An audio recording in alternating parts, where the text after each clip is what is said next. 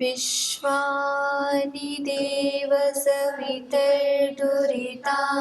परासुव यद्भद्रं तन्नु न आसुव।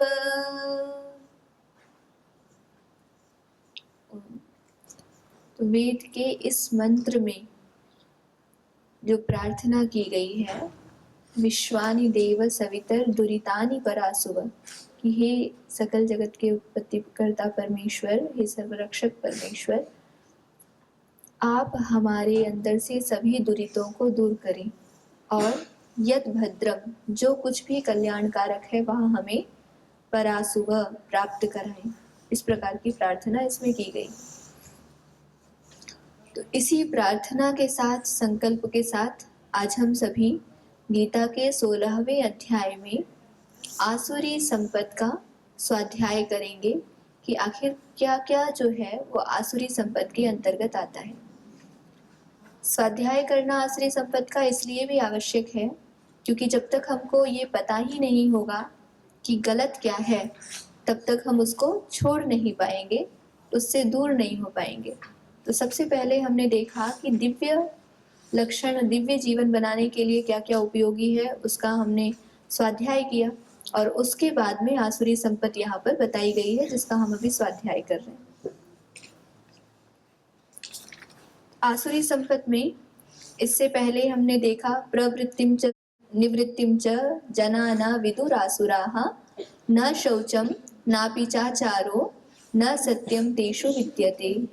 और ये भी देखा था असत्यम अप्रतिष्ठम च जगदाहुरनीश्वरम अपरस्पर संभूतम किमन्यत काम हेतुकम, कि जो लोग स्वयं ही झूठे होते हैं वो इस संसार को भी झूठा मानने लग जाते हैं। जो स्वयं अप्रतिष्ठ होते हैं वो संसार को भी अप्रतिष्ठ ही मानते हैं और साथ ही साथ वो अनीश्वर मानते हैं। वो ना तो किसी धर्म को मानते हैं, ना किसी न्याय व्यवस्था को मानते हैं, ना किसी पाप पुण्य को मानते हैं। वो तो ऐसे मानते हैं कि ये जगत जो है ये गति से बस चल रहा है, कोई इसको चलाने वाला है नहीं। और ये किसका सिद्धांत हमने आपको बताया था? ये चार्वाक का सिद्धांत है। उन्हीं को क्या कहा जाता है? लोकायतिक। तो ये लोकायतिकों का सिद्धांत है और लोकायतिकों के सिद्धांत को ही अपने अंदर धारण करके, उन्हीं की दृष्टि को लेकर के जो अपने स्वत्व को नष्ट कर लेते हैं, नष्टात्मानो अल्पबुद्धयः, जो अल्पबुद्धि वाले मनुष्य होते हैं वे क्रूर कर्म में प्रवृत्त हो जाते हैं, है ना। और किस लिए प्रवृत्त होते हैं? क्षयाय, क्षय के लिए। किसके क्षय के लिए? जगतः, जगत के क्षय के लिए। तो अब ये जो अगला हमारा श्लोक है, एताम दृष्टिमवष्टभ्य नष्टात्मानोल्पबुद्धयः प्रभवन्त्युग्रकर्माणः क्षयाय जगतो हिताः। तो एताम दृष्टिम, इस दृष्टि को, अवष्टभ्य आश्रित करके, इस दृष्टि को, किस दृष्टि को? जो इससे पहले बताई गई है। कौन सी दृष्टि बताई गई है? इससे पहले कौन सी दृष्टि बताई गई है? असत्यम प्रतिष्ठम ते जगदाहुरनीश्वरम अपरस्पर संभूतम किमन्यत काम हेतुकम। तो यहाँ पे कौन सी दृष्टि बताई गई है? लोकायतिकों की दृष्टि बताई गई है कि ये सारा संसार जो है इसको कोई चलाने वाला नहीं है, ईश्वर की कोई सत्ता नहीं है, इस प्रकार की बात कही गई है ना। एताम दृष्टिम अवष्टभ्य, इसी दृष्टि को आश्रित करके नष्टात्मानोल्पबुद्धयः, नष्टः आत्मानः येषाम ते नष्टात्मानः, जिन लोगों का स्वत्व नष्ट हो गया है या जो अपने स्वत्व से दूर हट गए हैं वो अल्प बुद्धि वाले मनुष्य। अहिताः, जो अहित करने वाले हैं वो जगत के क्षय के लिए प्रभवन्ति, और कैसे? उग्र कर्माणः, उग्र कर्म करते हुए, क्रूर कर्म करते हुए वो प्रभवन्ति, उत्पन्न होते हैं। इसका मतलब है कि जो इस दृष्टि को अपना लेते हैं, किस दृष्टि को? कि खाओ पियो मौज करो, यावत् जीवेत सुखम जीवेत ऋणम कृत्वा घृतम पिबेत भस्मीभूतस्य देहस्य पुनरागमनम कुतः। जो इस सिद्धांत को, इस दृष्टि को अपने अंदर स्थान दे देते हैं, जिसका आश्रय ले लेते हैं, वे लोग कैसे हो जाते हैं? उग्र कर्माणः, उग्र कर्म करने वाले होते हैं, क्रूर कर्म करने वाले होते हैं। क्यों ऐसे हो जाते हैं वो? क्योंकि जब उन्होंने मान ही लिया कि संसार का उपभोग करना ही हमारा इस जीवन का लक्ष्य है, कुछ भी पाप पुण्य नहीं है, पर जन्म पूर्व जन्म ऐसा कुछ नहीं है, धर्म अधर्म नाम की कोई चीज नहीं है, जो भी है वो यही करना है, तो अधिक से अधिक ऐन्द्रिक सुख का लाभ ले लेना है, जितना भी सुख भोग सकते हैं भोग लेना है। तो सुख को भोगने के लिए वो किसी भी हद तक चले जाते हैं। वो ये नहीं देखते हैं कि ये दूसरे के लिए अच्छा है कि नहीं है, किसी के हृदय की भावनाओं को समझना उनके लिए जो है वो कोई औचित्य ही नहीं होता है उनका। तो आप हमारी इस बात को समझ पा रहे हैं कि हम क्या कहना चाह रहे हैं?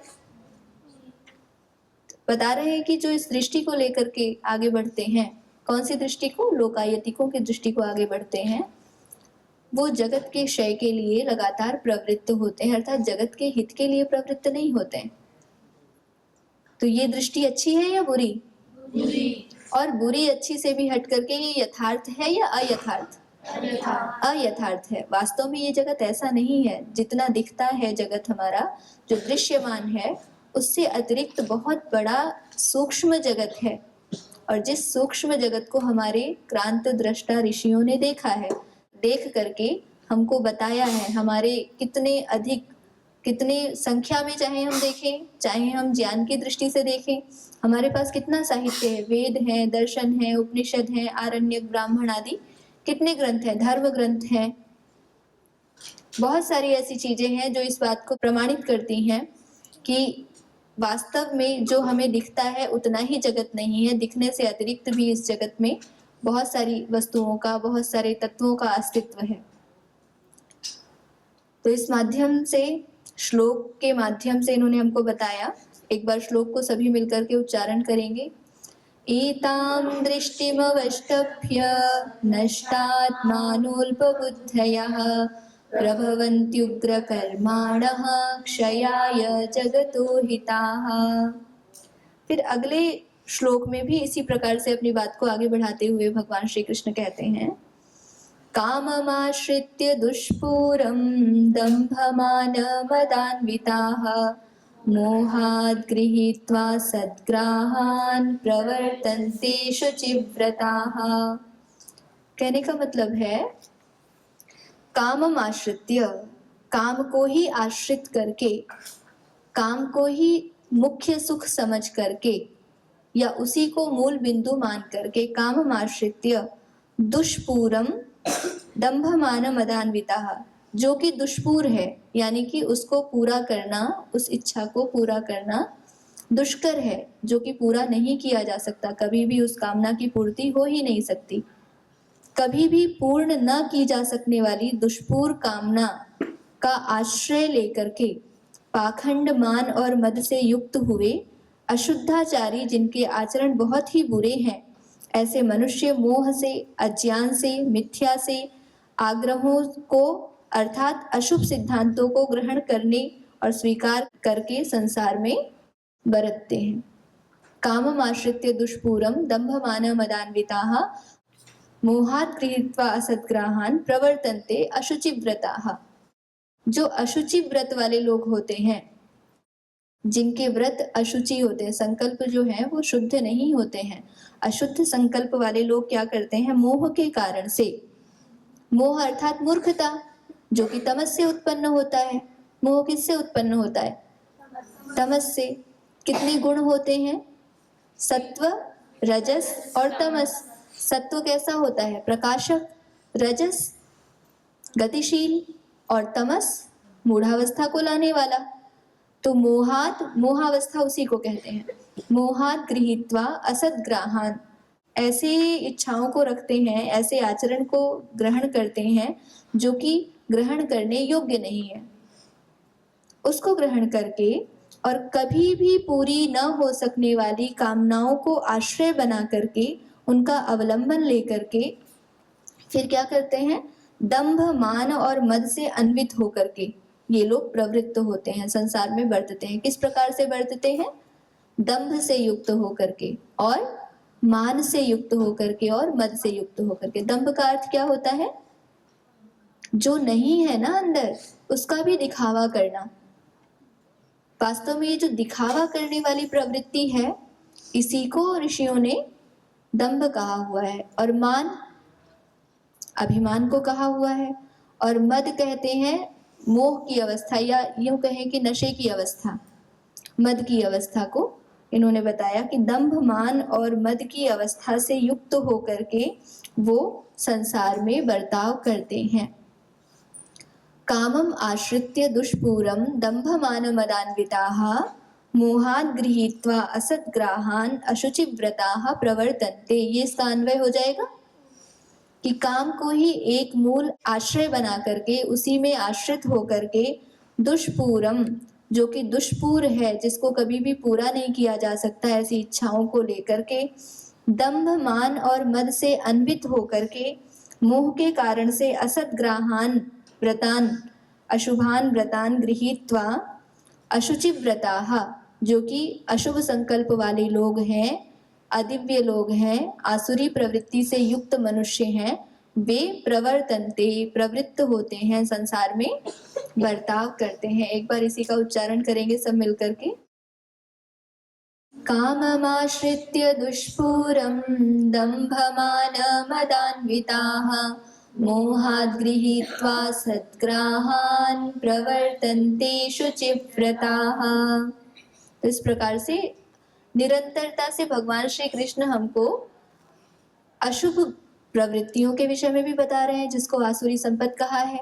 फिर उस आसुरी संपत्ति से युक्त मनुष्य क्या करते हैं, किस दृष्टि को लेकर के करते हैं, क्यों करते हैं, ये सब भी बता रहे हैं। क्यों करते हैं ऐसा? क्योंकि वो लोकायतिकों की दृष्टि को धारण करते हैं। वो ऐसा सोचते हैं कि जैसे हम झूठे हैं, वैसे ही ये संसार भी झूठा है। जैसे हम अप्रतिष्ठ हैं, वैसे ये संसार भी अप्रतिष्ठ है। इस प्रकार की अनीश्वरवादी विचारधारणा को मान करके, फिर क्योंकि उनकी विचारणा ही ऐसी होती है कि ये जगत तो जो है वो भोगने के लिए है, ऐसी विचारधारा से युक्त होकर के वो ना तो ये देखते हैं कि क्या क्रूर कर्म है, क्या बुरा है, बल्कि वो चाहे बुरा करके उनको सुख मिले, चाहे किसी के साथ क्रूरता करके सुख मिले, कुछ भी करके सुख मिले, वो किसी भी प्रकार से सुख पाना चाहते हैं। और वो सुख जो वो प्राप्त करना चाहते हैं, वो जब मिलता है तो समाप्त भी हो जाता है।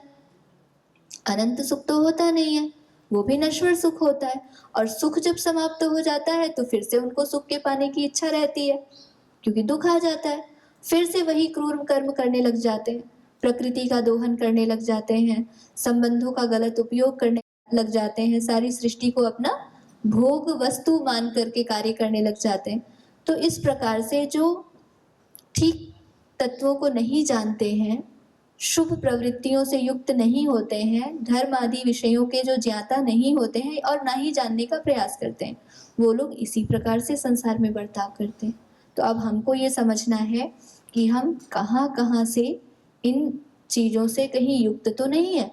अगर युक्त हैं तो उससे दूर हटना ही है। ऐसी भावना हमारे अंदर इस गीता को पढ़ करके उत्पन्न होनी चाहिए। अगले श्लोक को एक बार पढ़ेंगे। चिंतामपरिमेयां च प्रलयान्तमुपाश्रिताः कामोपभोगपरमा एतावदिति निश्चिताः। चिंताम अपरिमेयां च प्रलयान्तमुपाश्रिताः। अपरिमेय समझते हैं आप? परिमेय किसको कहते हैं? जिसको मापने योग्य हो, जिसको मापा जा सके, उसको तो परिमेय कहते हैं। गणित में आपके आता है ना परिमेय संख्या, अपरिमेय संख्या। तो परिमेय किसको कहते हैं? जिसको मापा जा सके। और अपरिमेय जिसको मापा ना जा सके। परिमेय कहते हैं कि ये इतना है, उसके एक विशिष्ट परिमाण विशिष्ट को बताया जा सके, उसको तो परिमेय कहते हैं। और जिसके परिमाण विशेष को बताया ना जा सके, उसको अपरिमेय कहते हैं।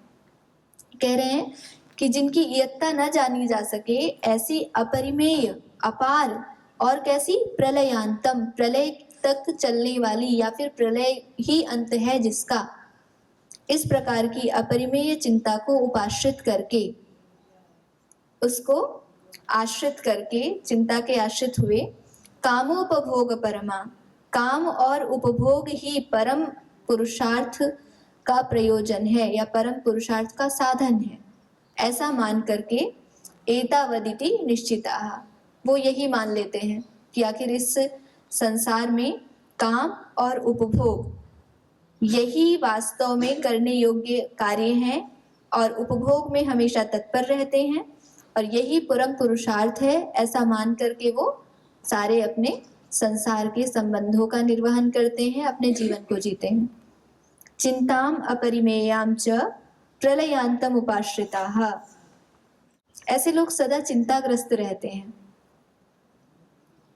चिंताम अपरिमेयाम च प्रलयांतम उपाश्रिता, अपरिमेयाम चिंताम, या चिंता कीदृशी वर्तते, प्रलयांता वर्तते, प्रलयांताम उपाश्रिताः, अपरिमेयाम प्रलयांताम चिंताम उपाश्रिताः, कामोपभोग परमाः ये जनाः सन्ति ते एतावद इति निश्चिताः, ऐसे ही निश्चय करके रहते हैं कि इतना ही है, क्या करना है, इच्छाएं हैं, इच्छाओं की पूर्ति करनी है, इस संसार का भोग करना है, यही जीवन है, इससे अतिरिक्त जीवन का कोई भी लक्ष्य नहीं है, इतना बताते हैं। तो ये लोग कैसे लोग होते हैं, दिव्य संपत्ति से युक्त, दैवी संपत्ति से युक्त या आसुरी संपत्ति से युक्त, आसुरी संपत्ति से युक्त। और जो दिव्य संपत्ति से युक्त होते हैं वो इसके विपरीत होते हैं, अर्थात वो इस संसार को यथावत जानते हैं, सिर्फ स्थूल जगत तक ही सीमित नहीं रहते, बल्कि इसके पीछे जो सूक्ष्म जगत है उसका भी निरंतर विचार करते रहते हैं और जानने का निरंतर प्रयास करते हैं।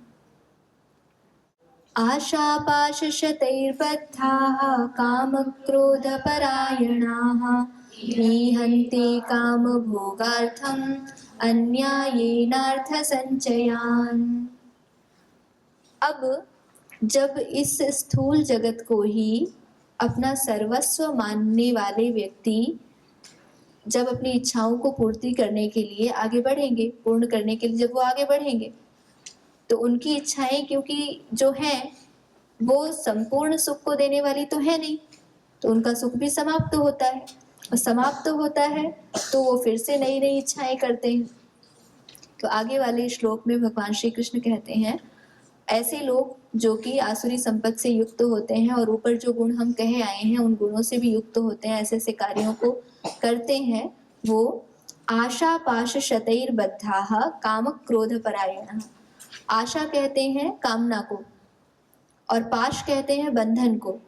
आशा रूपी सैकड़ों बंधन से बंधे हुए, एक आशा से बंधे हुए नहीं, एक आशा के बाद दूसरी आशा, दूसरी आशा के बाद तीसरी आशा, तीसरी के बाद चौथी, ऐसे सैकड़ों आशाओं के बंधनों से जो बंधे हुए होते हैं। और काम क्रोध परायणाः, काम और क्रोध ही परम अयन है जिनका, परायण अर्थात परम आयन, यहाँ पर आपका अयन का अर्थ होता है मार्ग।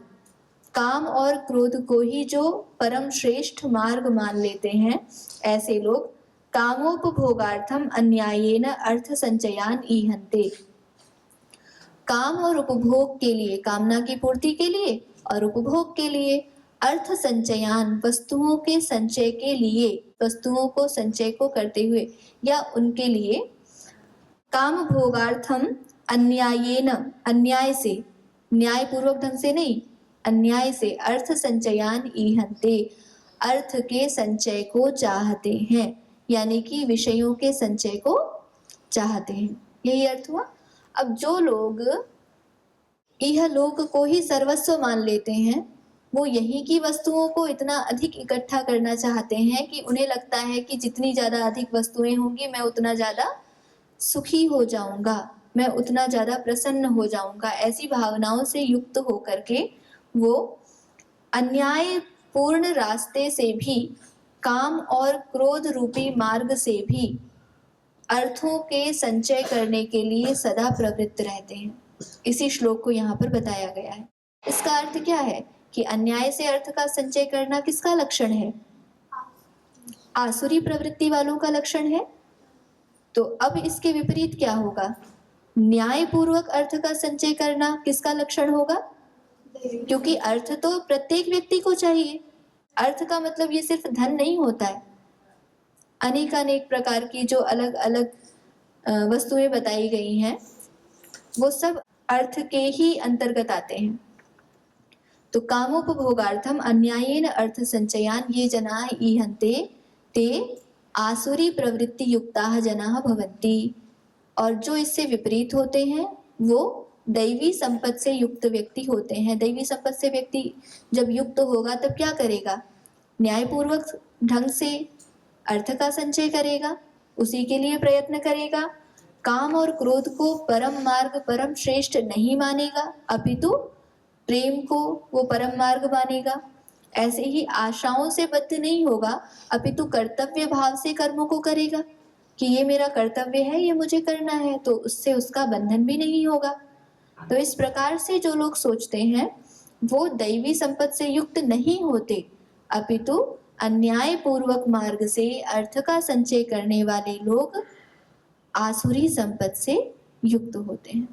तो ये सब पढ़ करके हमारे अंदर एक भावना होनी चाहिए कि हमें आसुरी संपत्ति से युक्त कभी भी नहीं होना है, अपितु दैवी संपत्ति से युक्त होना है।